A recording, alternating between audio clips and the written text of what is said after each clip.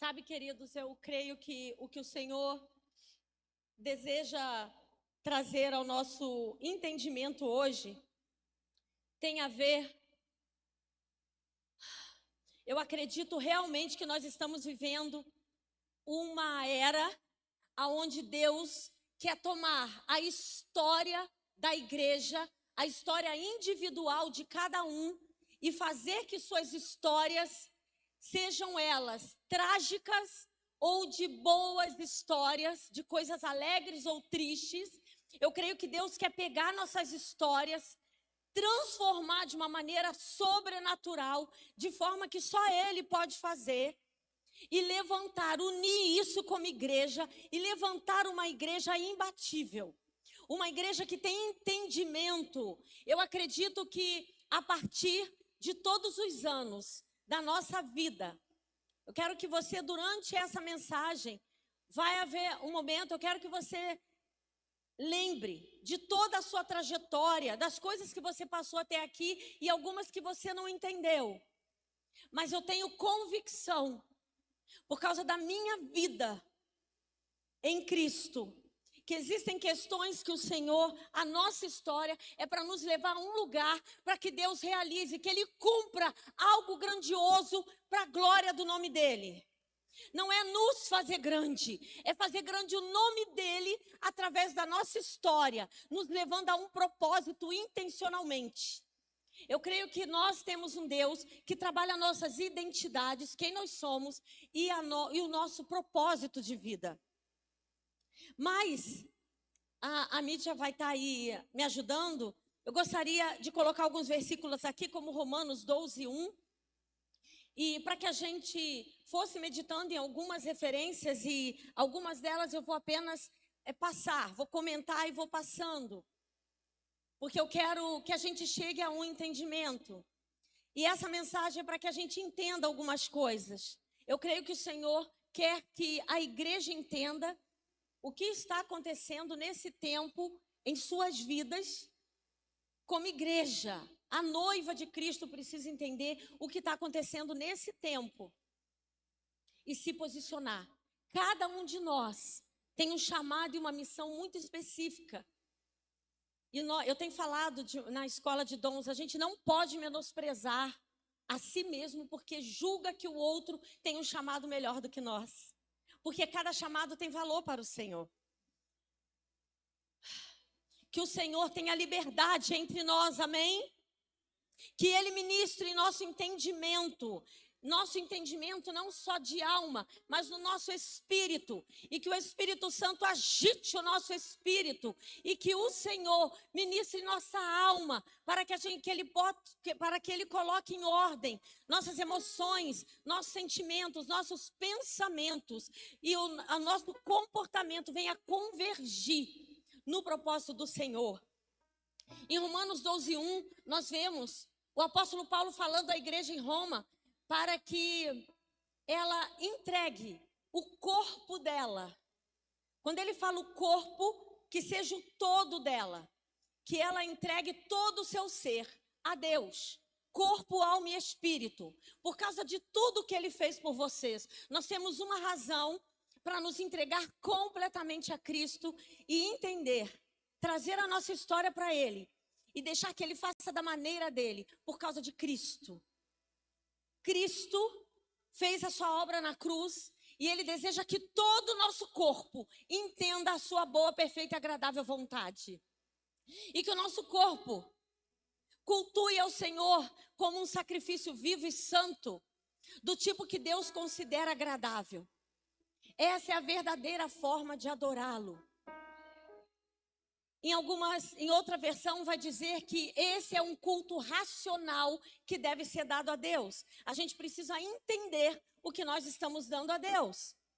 E Efésios 6, do 10 ao 19, eu não vou ler, apenas coloque aqui, por favor, mas vai falar da armadura de Deus. E eu vejo o apóstolo Paulo trazendo uma chamada à igreja nas suas epístolas, usando uma linguagem até mesmo militar. Os dias do apóstolo Paulo, ele estava vivendo uma era do Império Romano. E Paulo, então, ele vai usar alguns termos, entre eles sobre a armadura. E quando ele fala da armadura, ele usa alguns termos. É 10, tá? Efésios 6, 10.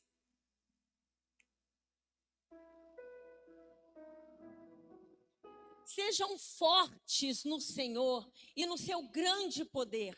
E ele usa a palavra força, porque todo soldado precisa ter força e confiar no poder daquela liderança que ele está submetido. E ele está falando com a igreja. Sejam fortes em seu grande poder, no poder daquele ao qual você se submete. O 11.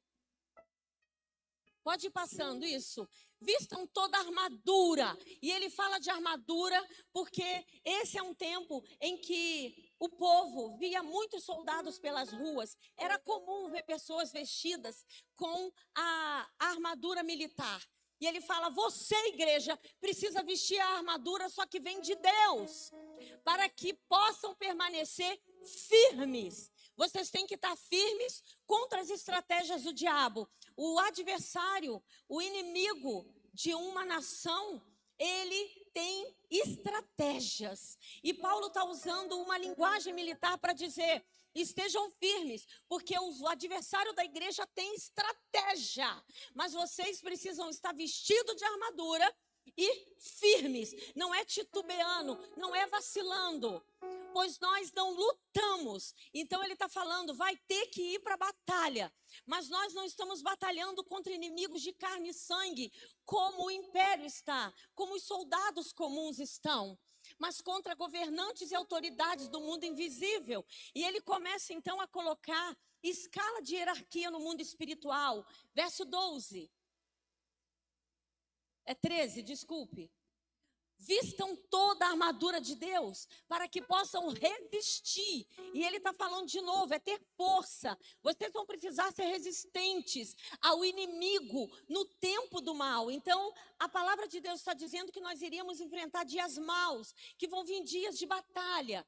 Depois da batalha, vocês continuarão de pé e firmes. Então, se vocês começam firmes, vocês vão para a batalha firme e depois vocês continuarão firmes.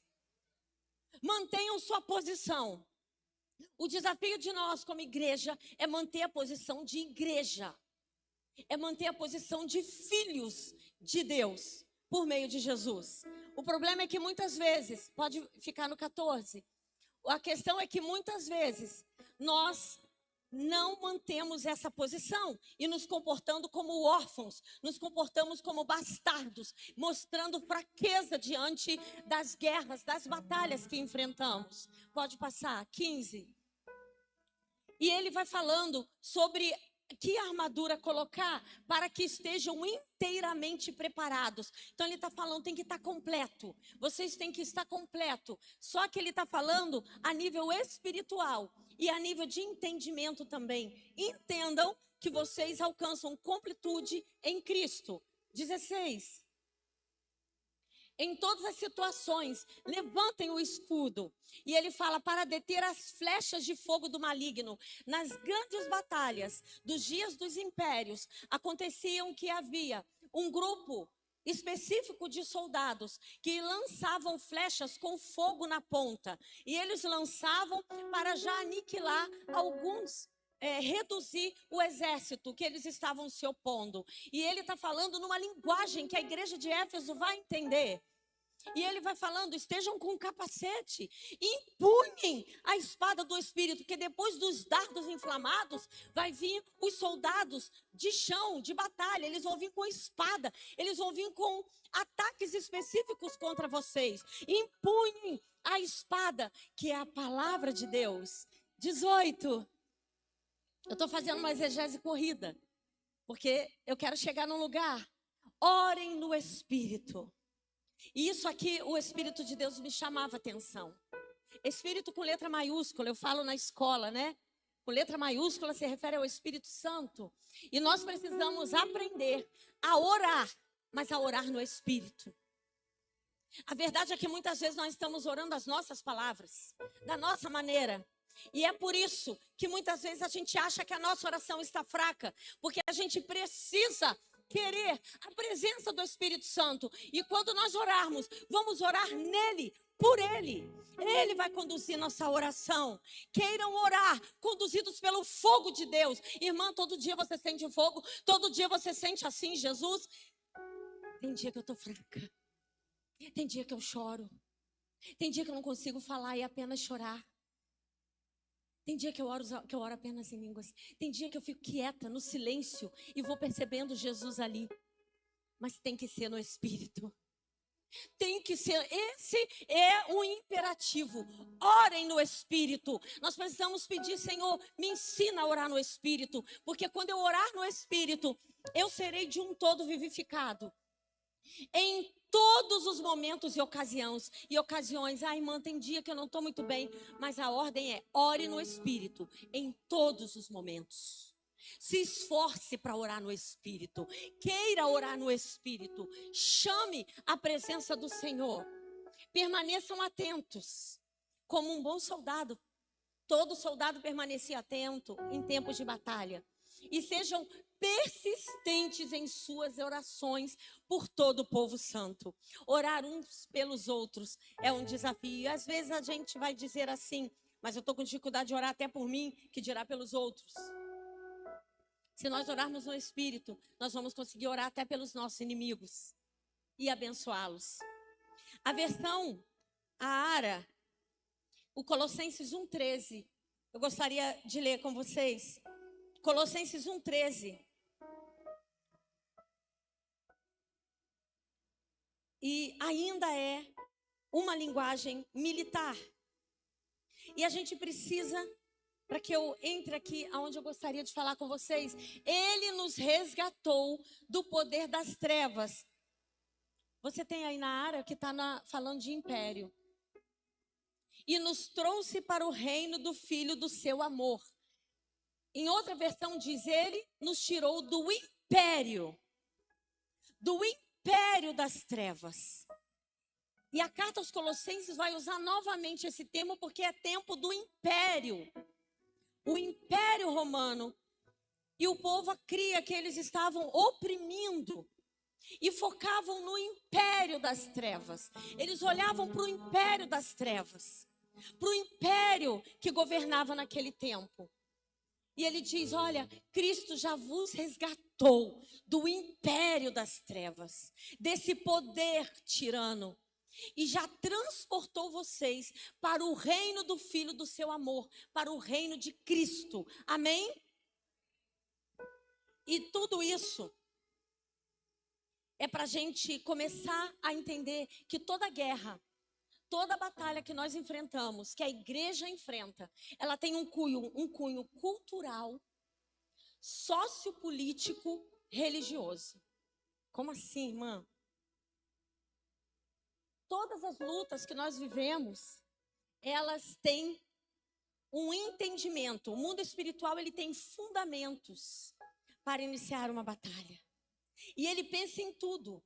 E nós estamos, nesse momento, vivendo guerra mundial, espiritual, guerra a nível nacional, a nível da nossa região, do nosso estado, da nossa cidade, do nosso bairro. Porque existe uma artimanha em todos os aspectos, todos os fundamentos da sociedade. Na época do imperador Júlio César, eu estou ainda falando na linguagem que Paulo estava usando, ele levantou um termo que muita gente conhece e não sabe às vezes que foi ele. Enquanto isso, põe para mim Mateus 12, 25. Mateus 12, 25. E ele diz assim, dividir para conquistar. E ele levantou essa noção de divisão para conquista. Um grande comandante como ele, que chegou a ser imperador, depois, enfim, tem uma história, mas Júlio César é notável. E ele levanta, vamos dividir para conquistar. Porque quando a gente dividir as ideias, quando a gente fizer o povo, cada um pensar de um jeito, então ele se enfraquece. Nós chegamos e conquistamos. Porque enquanto eles pensam como fazer para evitar a conquista, a gente conquista. E aí Jesus disse assim, ele conhecia os pensamentos deles e respondeu, Todo reino dividido internamente está condenado à ruína. Uma cidade ou família dividida contra si mesmo se desintegrará. Jesus disse que todo reino dividido não vai subsistir. E hoje eu copiei do meu apóstolo, foi uma introdução. Meu apóstolo que faz introdução. Aí quando ele fala, foi só a introdução, eu falo, meu Deus. E confesso que ainda estou impactada com aquela palavra de domingo, que me levou a um lugar de muito choro e de muito amor do Senhor. E aí eu quero começar com você a leitura. Aí nós vamos lá para Juízes. E eu quero compartilhar com você no livro de Juízes, capítulo 4, não a história de uma mulher, mas de um povo. Um povo que eu vou acompanhar no telão, para não voar aqui minhas folhas. Juízes 4, versículo 1. Nós vamos ler apenas alguns versículos. Depois da morte de Eude, os israelitas voltaram a fazer o que era mal aos olhos do Senhor. Eude foi um juiz antes de Débora, onde nós estamos entrando aqui. O versículo 6 ao 9, agora. Certo dia mandou chamar Baraque, filho de Abinoão, que morava em Quedes, no território de Naftali, e lhe disse: o Senhor, o Deus de Israel, lhe dá a seguinte ordem: convoque 10.000 guerreiros das tribos de Naftali e Zebulon para irem ao Monte Tabor. Então aqui ela recebeu do Senhor uma direção para chamar Baraque, que é o comandante do exército de Israel. E ela diz, o Senhor está mandando você ir ao Monte Tabor, é um monte alto, grande, pelo menos 580 metros acima do nível do mar. E Deus está dizendo, você vai para lá com o exército de 10.000 soldados. Eu farei Sísera, comandante do exército de Jabim, Jabim é o rei dos cananeus. Ir com seus carros de guerra e guerreiros até o rio Quizon. Ali eu os entregarei em suas mãos. Deus faz uma promessa. Vai lá e enfrenta esse inimigo. Baraque disse a Débora, só irei se você for comigo, senão eu não irei. 9. Débora respondeu, está bem, eu irei, mas você não receberá a honra nesta missão, pois o Senhor entregará Sísera nas mãos de uma mulher. Então Débora foi com Baraque a Quedes. E o versículo 14 e 17. Então Débora disse a Baraque, prepare-se. Débora disse ao comandante do exército de Israel, prepare-se, este é o dia em que o Senhor entregará Sísera em suas mãos, pois o Senhor marcha diante de você. Baraque desceu à encosta do Monte Tabor, à frente de seus 10.000 guerreiros para combater. E o 17. Enquanto isso, Sísera correu para a tenda de Jael, esposa de Éber, o queneu, pois havia paz entre a família de Éber e Jabim, rei de Azor. Azor está o povo cananeu. E o que nós queremos aqui hoje? Eu comecei falando sobre como no Novo Testamento Paulo ele faz um alerta de uma posição, uma linguagem militar para levar a igreja a uma posição mais violenta de oração, uma posição mais agressiva de oração, um posicionamento mais agressivo de obediência. Paulo está chamando no imperativo para que tenhamos uma posição mais agressiva em querer saber o que o Senhor tem conosco e aonde Ele quer nos levar. E quando eu venho trabalhando na história de Débora, e ainda não terminei, mas quero compartilhar algumas coisas com você. Mas antes mesmo de nós falarmos dessa personagem, Débora, Baraque, Lapidote, olha esse nome, marido de Débora se chamava Lapidote, Jael e Éber, marido de Jael. Eu gostaria de falar para você um pouquinho sobre esse inimigo de Israel nesse tempo. Cada vez, no livro de Juízes, cada vez que se levantava um juiz, havia um inimigo específico. Isso significa que havia uma cultura específica, havia uma política específica, havia uma forma de lutar específica, havia uma religião específica, um nome de um Deus diferente. E geralmente eles eram politeístas, eles tinham vários deuses. E eu quero falar para você que os cananeus, eles foram tão notáveis, porque foi essa terra que Deus avisou a Moisés e a Josué que iria conquistar para Israel, depois que ele saiu do Egito.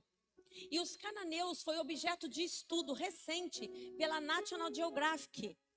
Eles fizeram um documentário baseado no que a arqueologia foi buscar sobre os cananeus na terra palestina e israelita. E isso traz para a gente, tudo isso que eu quero trazer hoje, traz um conceito para a gente de posicionamento de guerra. Eu quero encorajar você, que nós não podemos entregar os pontos por causa de uma luta cotidiana. Porque existe algo bélico muito maior acontecendo. E a gente precisa entrar nesse lugar, orando no Espírito, vivendo em Cristo, confiando nele, não retrocedendo, não abandonando a fé. Porque há um propósito maior acima de tudo. A National Geographic disse que o DNA dos cananeus permanece vivo nos árabes e judeus modernos. Herança genética desse misterioso povo da Idade de Bronze. Esse povo que vivia em uma terra que a Bíblia chama que manava de leite e mel. E foi para lá que Deus disse que o povo dele iria para conquistar aquela terra. Os cananeus, olha que observação, comece a observar algumas coisas da história. Eles nunca, isso tudo é informação do National Geographic baseado e compararam com a Bíblia, inclusive. Os cananeus nunca se uniram em um império. Eles decidiram que eles não seriam um império, que teria um poder de imperador. Mas qual era o foco deles? Herança genética e cultura. Então, o propósito dos cananeus sempre foi, você vai entender o porquê de Débora, e de Baraque, e de Lapidote. Sempre foi viver um processo de transmissão das características deles para uma descendência. Então, o pensamento cananeu é: vou pecar e vou trabalhar para que a próxima geração peque pior do que eu. E vou levar isso culturalmente, até que isso seja normal. A Bíblia chama isso de iniquidade. Vou pecar, próxima geração vai transgredir e a outra vai cometer iniquidade. E a ciência descobriu pelo DNA e pelos achados que a história cultural cananeia é de visão de herança genética. E muitas vezes nós cristãos só pensamos no hoje e esquecemos que além dos nossos filhos, um dia talvez eu não esteja aqui para ver meus bisnetos, mas a minha fé precisa reverberar nas minhas próximas gerações. Eu preciso, como igreja, me preocupar com isso. Eu preciso querer que isso alcance além da minha vida. Isso é uma visão de legado. E uma coisa que os cananeus tinham era a visão de legado. E a cultura. Eles entendiam que influenciando a cultura, eles conseguiam cativar o povo e manter perto deles. Isso será que já começa a fazer algum sentido para você?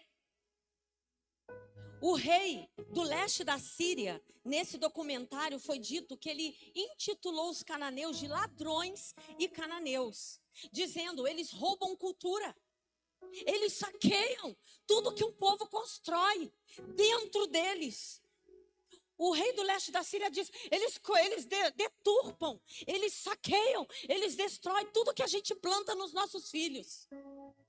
Vai pegando essa chave, gente.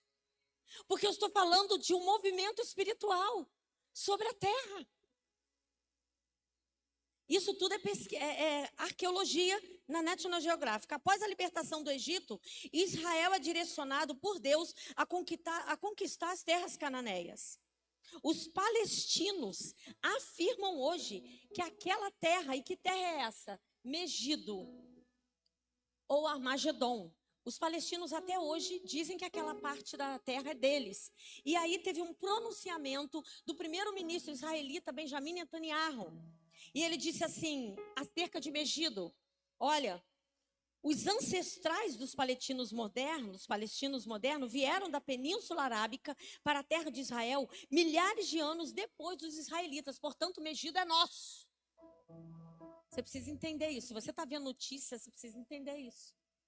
Essa é uma guerra antiga. Essa é uma discussão muito antiga. E existe um principado por trás disso. Há uma arqueóloga ainda estudando sobre os cananeus e sobre Israel, Maren Ellen Buck. E ela escreveu sobre isso dizendo, a Bíblia afirma, olha só, ela não é cristã. E ela diz o seguinte, a Bíblia afirma que esses grupos distintos e antagônicos, mas cananeu é um grupo distinto e antagônico, porém não há razão para acreditar que eles estão intimamente relacionados com Israel. Ela hoje está dizendo que os cananeus têm ligação com Israel, geneticamente. E aí está sendo ainda estudado, ela lançou um livro. Irmão, por que você está dizendo isso? Olha só, a partir de Juízes 4 e 5, o que a gente vai encontrando ainda. Na religião cananeia, que é o que o povo de Israel, durante o governo da juíza Débora, enfrenta. Eude veio antes dela, enfrentou outro inimigo. Os cananeus estão agora, há 20 anos, oprimindo Israel, com a sua cultura, querendo disseminar as suas mentiras na fé israelita, para que eles pequem contra o Senhor. A religião cananeia traz por característica a demonstração de êxtase. Pessoas, que se empolgavam demais e ficavam empolgadas o tempo todo. Orações emotivas. Entendem por que eu falei sobre Efésios quando o apóstolo Paulo diz, orem no Espírito, porque a influência desse principado cananita quer que a gente ore emocionalmente, quer que a gente finja que está sentindo de Deus, quando não estamos. E Deus quer nos levar a um lugar onde não vai haver influência de cultura alguma. Ele quer nos levar a um lugar de oração, de adoração, de louvor ao nome dEle, aonde essa cultura pagã não chega. E a gente está vivendo um tempo de influência de cultura pagã. Mas uma coisa que eles tinham era a promiscuidade no templo. E eram cruéis com rituais com crianças. E isso fazia com que eles invertiam valores. Então eles quebravam o princípio de autoridade e princípio de honra o tempo todo. Haviam valores invertidos. Muitas vezes os homens se tornavam passivos. Eles não conseguiam ter atitudes. E eu quero falar essas coisas para que o seu entendimento seja ministrado. E não o seu emocional simplesmente. E você queira sair hoje daqui orando diferente, querendo ser mais ousado em Cristo. Primeiro ousados no mundo espiritual. E Deus vai fazer no mundo físico conforme a vontade dEle. Os cananeus adoravam um Deus chamado Baal. Você já ouviu esse nome? A maioria de vocês provavelmente já ouviu. Baal, ele tinha a seguinte característica. Ele era conhecido como Deus da tempestade. E além de ser considerado Deus que enviava a chuva, ele é aquele que fazia o grão crescer. Guarda isso. Ele era o Deus da tempestade, da chuva, e o que fazia a comida vir para a mesa das pessoas. Olha só como a cultura sociopolítica religiosa, você vai entendendo com o passar dos momentos aqui, como que isso tem a ver com a história de Débora. Canaã foi neto de Noé, filho de Cã, o filho que Noé amaldiçoou. Ele abençoou Sem e Jafé. E nós vamos ver, não precisamos ler, Mateus 15, 21. Aí você pode anotar ou deixar aí na sua Bíblia marcado. Quando Jesus chama uma mulher cananeia de cachorrinho. Ele fala, não é lícito dar da mesa dos filhos para os cachorrinhos. E o interessante é que é muito curioso que essa mulher não se ofende. Sabe por quê? Ela sabe de onde ela veio. Ela sabe que ela vem de uma linhagem amaldiçoada. E ela sabe que Jesus é de uma linhagem abençoada. E ela tem tanta fé que ela crê que Jesus pode tirá-la de uma linhagem amaldiçoada e levá-la para a linhagem de bênção. Ela acredita na palavra que ainda vai ser escrita, que em Cristo fomos transportados do reino das trevas do império das trevas para o reino do Filho do seu amor. Essa mulher já tinha isso dentro dela. Ela acreditava que ela podia ser transportada para o reino de Jesus. E por isso ela é tão ousada. Os cananeus tinham suas práticas influenciando o profissional, a finança e a educação. Acredita-se pelos arqueólogos que eles foram os primeiros povos a adotar um alfabeto na humanidade, gente. Você imagina naquela região, você imagina como eles tinham um poder cultural, como eles botavam cartas na mesa. E é esse inimigo que se levanta contra Israel nos dias de Débora. A religião deles incluía mitos e rituais completamente difundidos. Eles faziam questão de ensinar detalhes de como era servir a Baal para as crianças. Eles faziam questão que os jovens e adolescentes aprendessem muito bem sobre os rituais e os rituais e os mitos deles. Eles queriam cauterizar a mentalidade da nova geração. E eles trabalhavam muito bem isso. O nome Cananeia, e guarde isso também, do povo, vem de seio e mar, representando uma maternidade. Uma maternidade que estava distorcida, cuidando ali dos cananeus. Mas, irmã, e aí? E agora a gente entra então em Juízes. Josué era líder de Israel. Quando chega o momento dele partir, vem então Otiniel. E Otiniel é da tribo de Judá, ele se torna juiz. Após ele, Eude, após ele, Sangar. Então, finalmente surge a quarta juíza e é uma mulher, Débora. O foco não é ela, mas ela aparece muito aqui. Cada juiz é muito marcante em Israel pelo povo que ele lutava. Porém, o povo foi fazendo concessões, porque à medida que um juiz morria, porque o povo ia obedecendo a Deus e ia morrendo, esse líder, o povo, eles não passavam para a próxima geração o ensino. Então as crianças e jovens da próxima geração não sabiam sobre Deus. É muito curioso que aqui na nossa igreja tenho certeza que com muita dificuldade, mas há uma insistência em ter o culto das crianças e a célula de criança.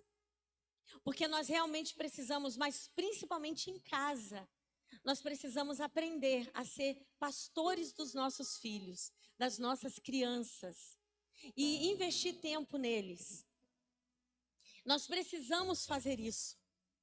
E não colocar somente em cima da igreja. Aqui é um complemento. Porque os cananeus sabiam fazer isso muito bem. E para ser o governo, a gente está vivendo uma cultura que faz isso muito bem.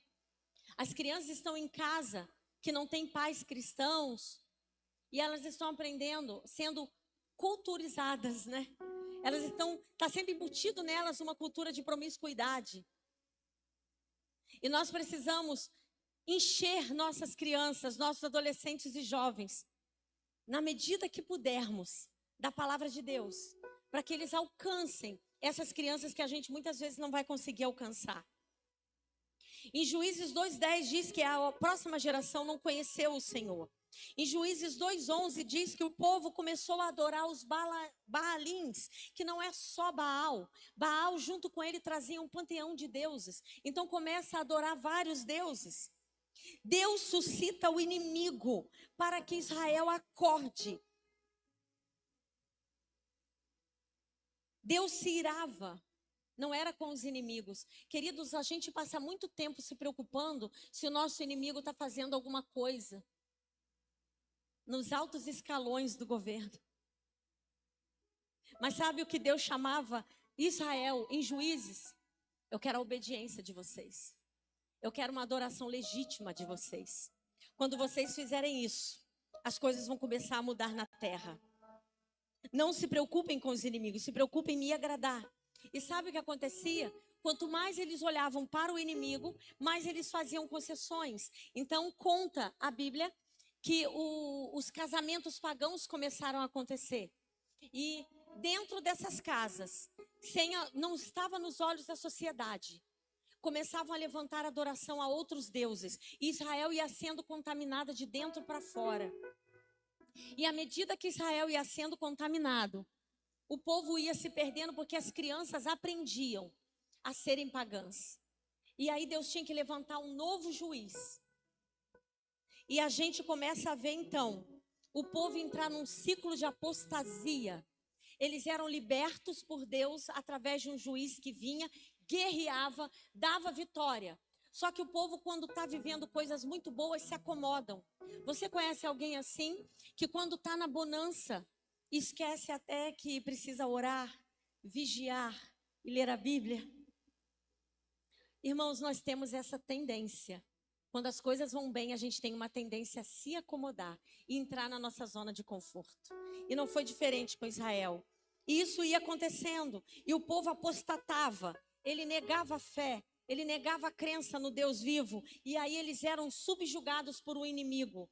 Se levantavam lutas difíceis. E aí eles iam para humilhação e arrependimento. Deus vinha e salvava. E eles viviam esse ciclo vicioso.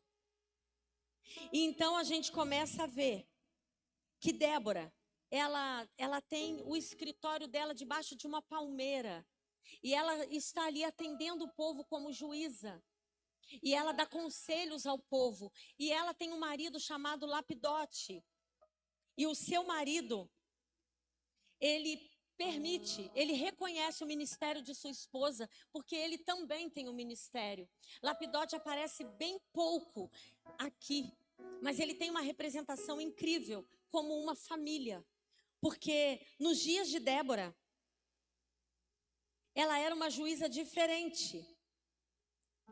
A mulher geralmente não tinha voz, mas Débora é levantada para aconselhar. E certamente seu marido está junto com ela apoiando. Acredita-se que ela passou a fazer parte do exército israelense quando ela chamou Baraque e foi com ele para aquela grande batalha.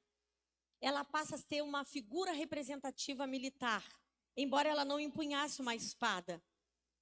O marido de Débora chamava-se Lapidote, o seu nome significa tocha, chama.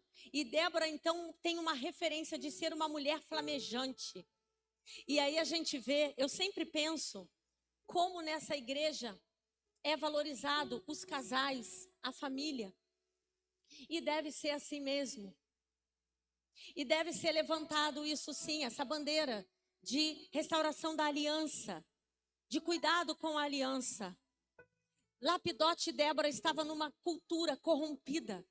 As casas de Israel, os casais, estavam imersos em idolatria e promiscuidade. Mas Débora e Lapidote se conservavam santos no Senhor. E isso foi acontecendo porque ela foi juíza durante 40 anos. Então ela se guardava com o seu marido de toda a contaminação cultural. Nós precisamos aprender como igreja a sair desse lugar. A cultura está querendo impor sobre nós um comportamento.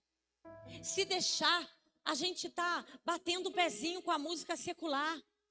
Se deixar, a gente está lá na internet fazendo comentários de posts que o crente não deve se envolver. Se deixar, nós estamos falando mal de lideranças. Quando o nosso lugar é o lugar da oração no Espírito, quando o nosso lugar é o lugar da obediência a Deus, é o lugar de buscar saber, Senhor, qual é a melhor forma de te adorar. Tem uma canção que eu estou conhecendo nesses dias, em inglês, do Phil Wickham. Ele tem uma canção que se chama Song in My Soul. Song in My Soul. E no meio da canção ele fala assim, que eu cante santo, santamente. Não basta a igreja cantar santo. Ela vai ter que aprender a cantar santo, santamente. E isso está me tocando demais. Porque não está bastando adorar, vai ter que adorar santamente, irmão. Não está bastando dizer glória a Deus, vai ter que ser um glória a Deus santamente. E a gente, para isso, vai precisar se levantar contra essa cultura. E a gente vai precisar se levantar de maneira firme, como disse o apóstolo Paulo, e resistir às astutas ciladas do diabo. Elas estão armadas, elas estão aí. E para isso a gente vai precisar ser humilde, se arrepender e pedir a Deus: Deus, não deixa eu apostatar, não deixa eu negar a fé, não deixa eu estar dentro da tua casa, parecendo crente e não sendo crente no Senhor. Me ajuda, Deus, a sair desse lugar. Mas Débora também significa abelha. E aí, para comparar, eu não tenho tanto mais a falar não, mas eu quero construir e terminar esse pensamento para você entender. Quando eu vi que Débora se chama abelha, além de ser conhecida como uma mulher flamejante, veja bem, eu disse que Baal, ele representa a tempestade, a chuva, e é ele quem rega os grãos para que eles desenvolvam e tenha comida na mesa. Nos dias de Débora, ela significa abelha. Olha só o que há na ciência sobre a abelha em poucas palavras. Elas são parceiras da agricultura. Eu estou falando da identidade de Débora. Símbolo de abundância e prosperidade. A abelha até hoje é vista dessa forma. E a gente mata a abelha, né? Sabia que é crime ambiental matar a abelha? A abelha ajuda no cultivo, nas plantações, para termos garantia e segurança alimentar da humanidade. Se a abelha rainha morrer, olha isso. As operárias elegem larvas. Elas não elegem outra operária. Elas olham os bebês. Se a rainha morre, as operárias olham para os bebezinhos. E elas dizem: dali vai sair uma rainha. Daí vai sair um profeta, um pastor, um evangelista, um ministro, um labareda de fogo, um apóstolo. Ah, meu Deus! Nós precisamos aprender a olhar, parar de competir uns com os outros. Dizendo: o seu ministério, o ministério dele é melhor. O ministério dele que eu quero. O ministério dela que eu quero. Nós precisamos olhar para os novos na fé. Eu falo na escola de dons assim: vocês pensem no que vão perguntar. Quem é da escola de dons aí sabe, né? Aí eu falo assim: não falem abobrinha. Pergunta com consciência. Agora, quem aqui é novo convertido? Aí eles falam: vocês podem. Com eles eu tenho toda a paciência, irmão. Eles podem falar abobrinha que eu tenho paciência. Mas quem diz que é crente mais antigo e fala abobrinha, vai ter problemas comigo. Nós precisamos ter uma visão geracional e pensar na edificação desses que ainda não nasceram ou que estão nascendo agora. E se acreditam nas mais jovens, eles pensam na geração após elas, as operárias. Olha o que Albert Einstein falou sobre as abelhas. Se as abelhas desaparecerem, se liga nesse número, a humanidade terá apenas 4 anos de existência, pois não haverá polinização. Então não vai haver mais a raça humana. Em 4 anos, se não houver mais abelha, a raça humana acaba. Dependemos delas para a nossa sobrevivência. Israel ficou 40 anos com a juíza Débora pelejando contra os cananeus. Mas em 20 anos, depois de 20 anos, ela pelejou contra o comandante Cícera e enfraqueceu o exército cananeu. Se o número 4 da existência humana, ele é equivalente aos 40 anos. E os 20 anos, depois de 20 anos sendo oprimidos pelos cananeus, Débora se levanta. E ela diz em Juízes 5 que ela se levanta por mãe de Israel. Você acha que ela disse isso por quê? Cananeia significa uma maternidade. Então ela entra na brecha como intercessora. Ela se levanta como uma líder de uma intercessão. E ela fala: ah, tem mãe aí? Mas aqui também tem. A mãe daí é corrupta. E essa mãe aqui é uma discipuladora que decidiu há 20 anos obedecer Jesus. Cadê a igreja que decide ano após ano obedecer o pai? Que não se prostra com lutinhas. Débora está vendo em Lapidote todo Israel se corromper. Passam-se 20 anos e ela continua santa no Senhor. E ela passa a luta, e ela chora por causa do povo em desobediência, mas ela não se entrega àquela cultura. Eu estou falando que nós precisamos levantar como uma igreja resistente, uma igreja firme em Cristo. Uma igreja que vai entender que não é luta, seja ela o tamanho que for, irmãos. Meu Deus, você acha que é fácil? Não é. A sua luta não é maior do que a do outro. Toda igreja vive lutas e batalhas. Mas nós precisamos tomar uma posição. Em 2 anos, a humanidade se enfraqueceria sem abelhas. Em 20 anos, Israel estava enfraquecido com uma falsa mãe. É um equivalente. E é aí que Débora se levanta. E é aí que, apesar dela se levantar, Deus fala, mas Baraque, vai falar com Baraque, chama ele aqui. Porque ele é um homem de valor. Porque ele tem autoridade. E a gente precisa entender que nessa cultura pagã, a figura do homem e da mulher está sendo distorcida.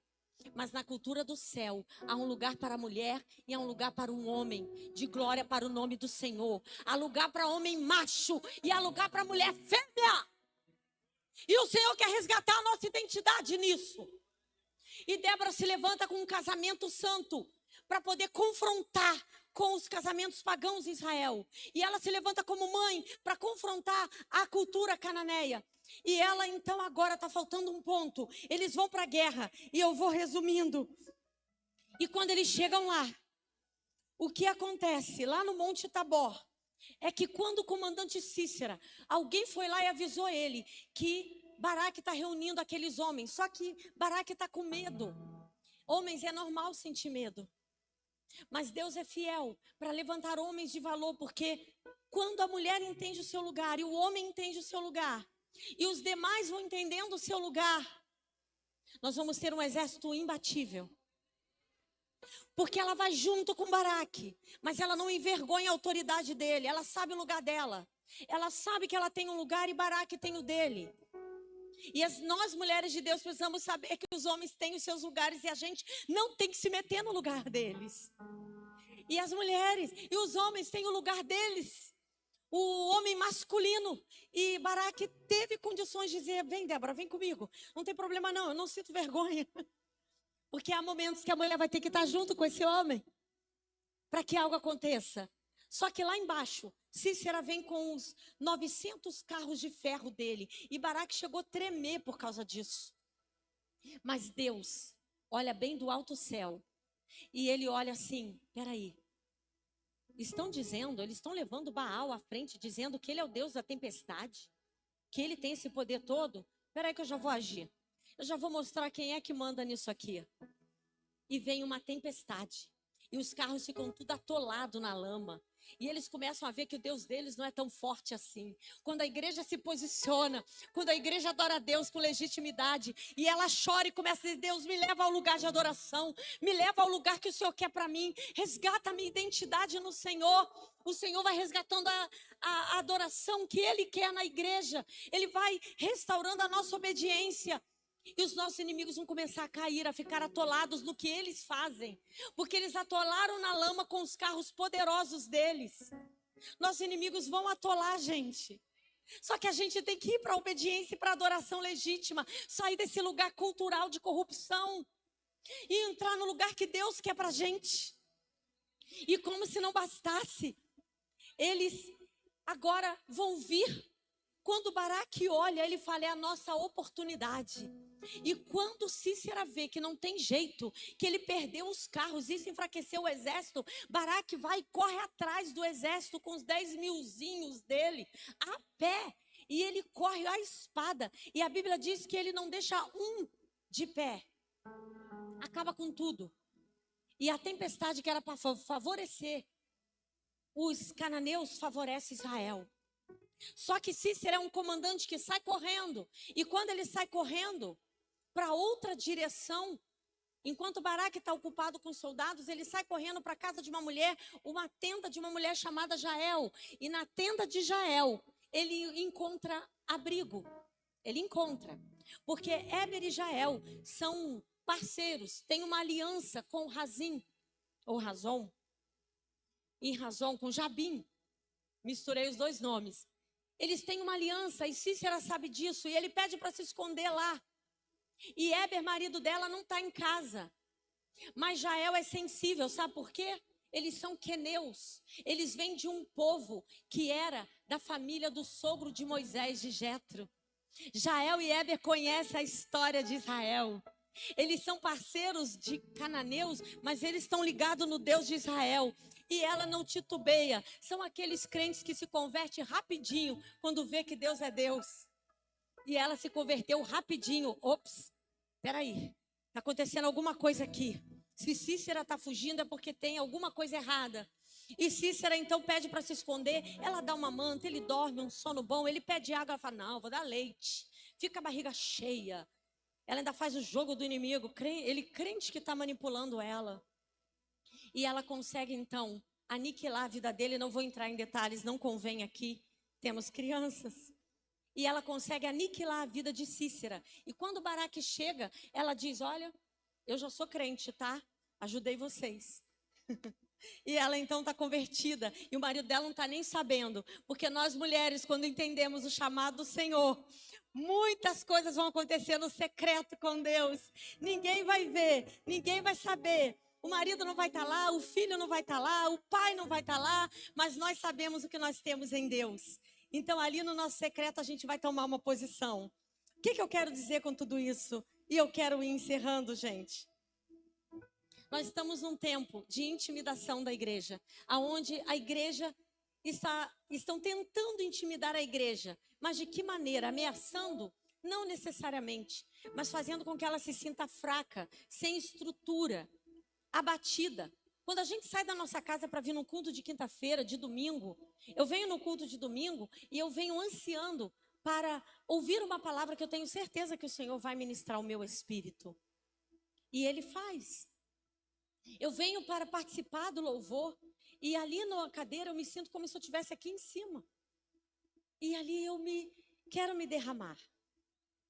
Mas eu quero dizer uma coisa para você. Nós precisamos abrir mão do nosso medo e entender a cultura que nós estamos envolvidos e nos posicionar. Nós precisamos ser menos alienados e entender melhor a batalha espiritual que nós estamos. E nos levantarmos como pessoas que oram no Espírito. Pessoas que se mantêm firmes e param de fraquezas, de mimimis. Que param porque não veio num culto, já se sente abatido e já peca. Está na hora de nós nos posicionarmos melhor contra o pecado. Não importa o que vamos passar, vai ter falta. Vai ter lágrima, vai ter perda, gente. É difícil o evangelho. Ser cristão é um grande desafio, mas o Senhor está nos chamando para nos levantar contra essa intimidação. E essa cultura pagã intimidadora quer tomar todas as áreas da vida da igreja. Mas nós somos temos que ser aqueles que decidem. Eu serei do Senhor, não importa o que aconteça. E pode passar 10 anos. Sabe o que muita gente tem falado? Eu estou passando a mesma luta há muito tempo. E por causa disso, eu estou enfraquecida na minha fé com Deus. Débora ficou 20 anos até conseguir enfrentar essa luta contra os cananeus e vencer. A gente precisa aprender que o nosso tempo não é o de Deus. E sair desse lugar de intimidação. Deixar esse lugar de... Sabe o que faz a apostasia acontecer? Imoralidade e idolatria. Existe um estudo sobre como os deuses nascem no nosso coração. E é claro que eu gosto desse estudo. Embora não o fiz com profundidade ainda. Nós às vezes achamos que deuses são apenas aqueles feitos por mão de homens. Mas um Deus pode ser qualquer coisa que a gente ponha na frente de Deus. E o Senhor está nos chamando para sair do lugar da imoralidade, o lugar da promiscuidade. Se tem uma guerra que temos travado nessa terra, é esse lugar da promiscuidade.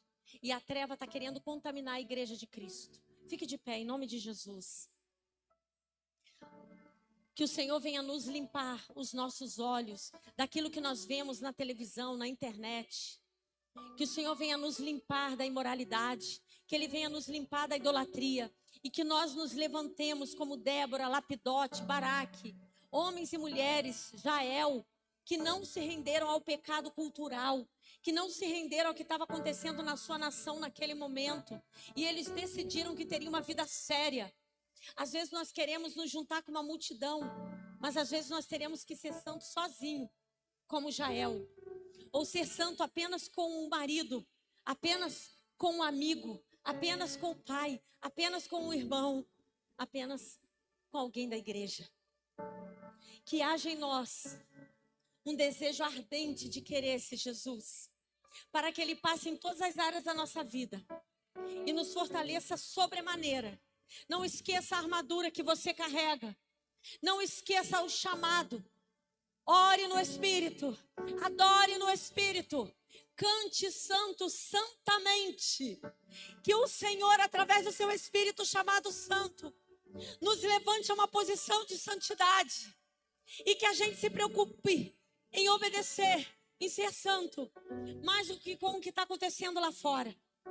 Porque quando a igreja se levantar em humilhação e humildade no Senhor, em arrependimento, nós veremos o Senhor movendo lá nos nossos inimigos e fazendo um por um cair, se não se converterem. Eu não sei quantos estão aqui que vieram pela primeira vez ou ainda não aceitaram a Jesus.